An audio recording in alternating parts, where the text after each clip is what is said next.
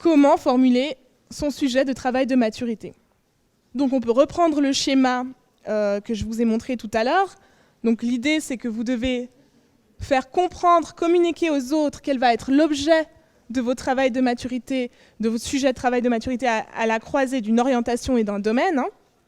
Et donc l'idée, c'est que pour formuler votre sujet de manière convenable, vous le formuliez, comme on l'a dit tout à l'heure, sous la forme d'une question problématisée. Donc là, je vais un peu détailler comment faire pour formuler une bonne question problématisée. Comment rendre compte en fait, de l'objet de votre travail de maturité par écrit, de manière à ce qu'il soit validé à l'étape de la commission de validation de vos sujets. Premièrement, comme je l'ai dit, utilisez la forme interrogative. Formulez votre sujet sous la forme d'une question.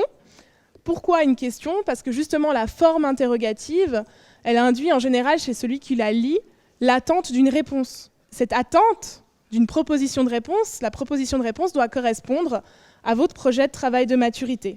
Donc la question met en évidence un projet à venir. Elle permet de se projeter dans un avenir qui va être votre travail de maturité. Et ensuite, pourquoi une question problématisée? Car comme je vous l'ai dit plus tôt, dans le TM, vous allez interroger la réalité en profondeur, non pas à la surface. Une question, elle est problématisée lorsque la réponse n'est pas évidente. Et lorsqu'il faut creuser la réalité, le monde qui nous entoure, commencer à mettre en place un vrai travail, un véritable travail pour pouvoir y répondre. Si je vous dis « Quel temps fait-il aujourd'hui ?» Vous pouvez tous me répondre, je pense, il suffit d'aller dehors et on y répond. On n'a pas besoin de faire un grand travail.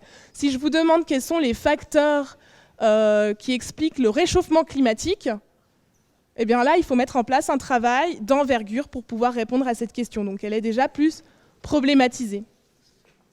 Ensuite, une question problématisée, enfin c'est pas évident de bien formuler une question problématisée, donc je vous propose de travailler avec 3 critères. Donc une question problématisée doit respecter 3 critères. Le critère de pertinence, le critère de clarté et le critère de faisabilité. Donc je vais maintenant vous revenir sur ces 3 critères. Donc premièrement, votre question problématisée doit respecter le critère de pertinence. Donc elle doit être pertinente. Qu'est-ce que ça veut dire? Ça veut dire que quand les gens vont lire votre sujet, ils vont se dire « Ah oui, c'est justifié, c'est cohérent de se poser cette question problématisée de cette manière-là. » Maintenant, qu'est-ce que ça veut dire plus en détail? Ça veut dire tout d'abord que votre question, elle doit être pertinente dans sa forme. Il faut qu'elle soit posée sous la forme interrogative, mais aussi sous une forme interrogative qui ouvre vers un projet d'envergure. Si je demande « Trouve-t-on des renseignements sur l'identité haïtienne dans la poésie contemporaine ?» on peut répondre par oui ou par non. Donc cette question, elle n'est pas pertinente dans sa forme parce qu'elle n'ouvre pas la voie à un projet d'envergure. Donc il faut la reformuler, la retravailler pour qu'elle ouvre justement.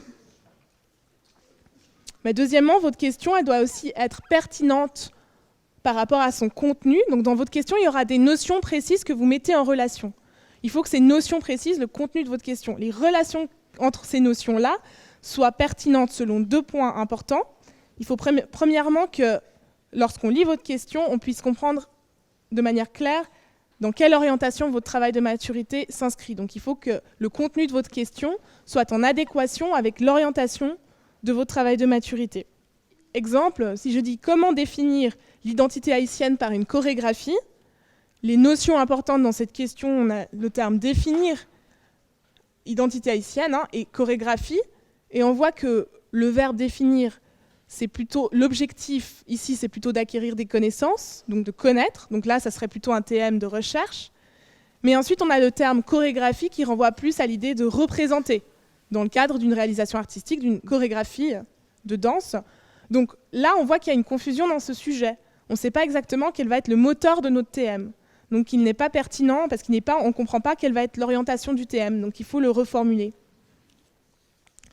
De même, votre question problématisée, elle doit aussi, son contenu doit être en adéquation avec le domaine dans lequel va s'inscrire votre sujet de travail de maturité. Il faut qu'on sache quel va être ce champ de la réalité que vous interrogez dans le cadre de votre TM. Exemple, comment définir l'identité haïtienne par une analyse du paysage d'Haïti. Donc de nouveau là, si j'analyse les notions clés de cette question, on a de nouveau définir l'identité haïtienne, puis après on a le paysage d'Haïti.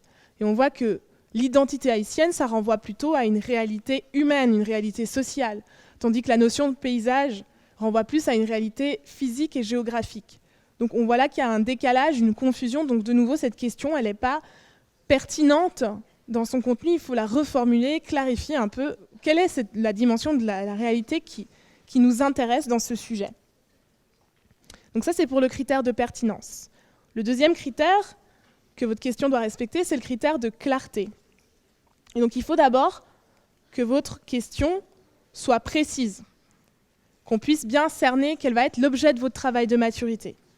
À nouveau un exemple, si je demande juste comment définir l'identité haïtienne, là, mon objet est beaucoup trop flou.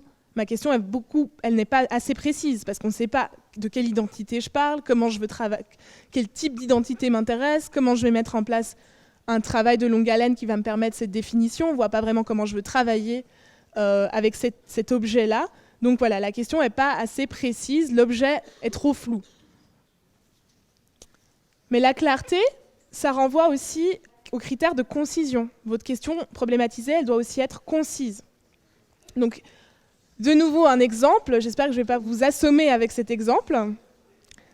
Donc, quelles sont les métaphores du déracinement qui permettent de définir les composantes de l'identité sociale et culturelle haïtienne au sein de la poésie contemporaine haïtienne?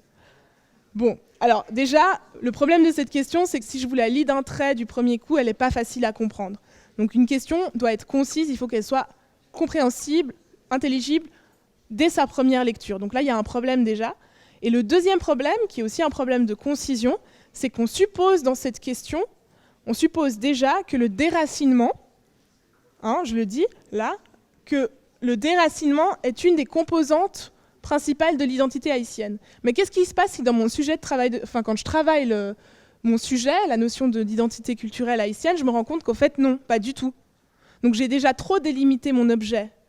Mon sujet n'est pas assez concis et je me ferme la voie à certaines pistes que je pourrais explorer dans le cadre de ce TM. Donc vous devez trouver un équilibre en fait, entre une question qui soit assez concise et assez précise, entre un objet qui soit ni trop peu délimité, ni trop délimité.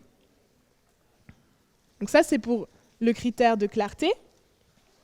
Et enfin, le troisième critère, c'est le critère de faisabilité.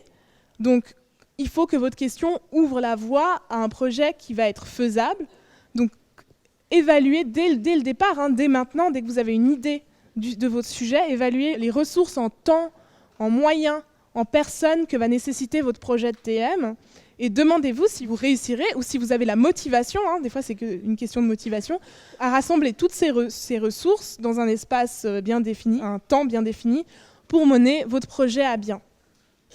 Là, je vous avais déjà donné cet exemple tout à l'heure, mais quand j'avais d'abord l'ambition de faire des interviews d'artistes haïtiens pour les interroger sur l'identité culturelle haïtienne, et je m'étais rendu compte, je manquais vraiment de connaissances et de compétences techniques pour pouvoir faire un film documentaire. Je ne savais même pas filmer, je ne savais pas faire du montage et que j'allais perdre beaucoup trop de temps sur ces compétences-là au détriment de l'objet véritable de mon TM qui était l'identité culturelle haïtienne.